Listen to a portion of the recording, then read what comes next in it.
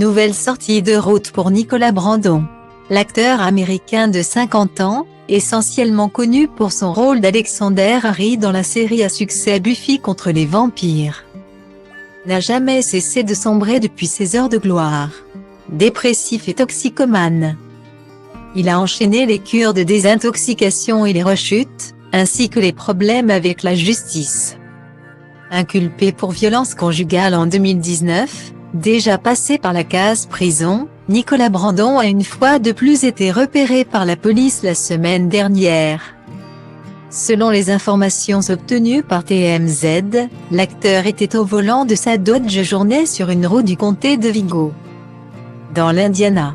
Sa conduite, jugée erratique, a attiré l'attention d'une patrouille qui lui a fait signe de s'arrêter pour un contrôle.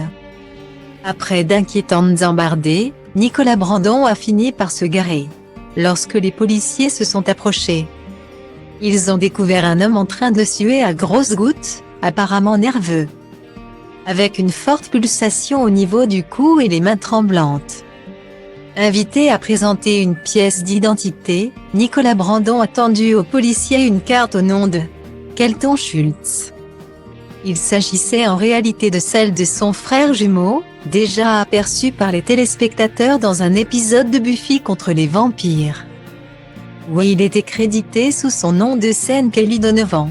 Une fois ce premier mystère éclairci, la police a pu se pencher sur d'autres éléments troublants, un petit sac plastique qui contenait des résidus de poudre cristaux et des pilules censées être prescrites à un certain Nicolas Brandon.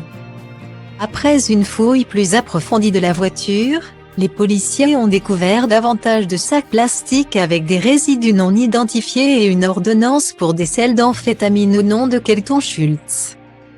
Comme le rapporte TMZ, Nicolas Brandon aurait assuré que lui et son frère jumeau avaient le même traitement et qu'ils s'échangeaient parfois leurs ordonnances.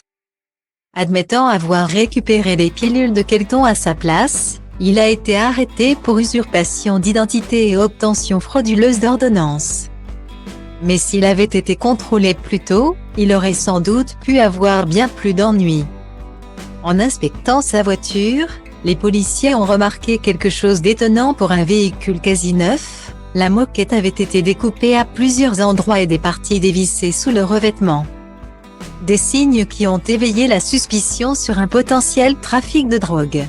Des chiens ont donc vérifié la voiture, mais n'ont rien trouvé à part les fameux sachets en plastique vides.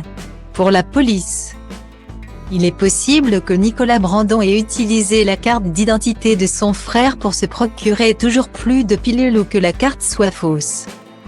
Des pistes qui devraient désormais être explorées par les enquêteurs, qui soupçonnent une affaire bien plus grave qu'une simple ordonnance frauduleuse.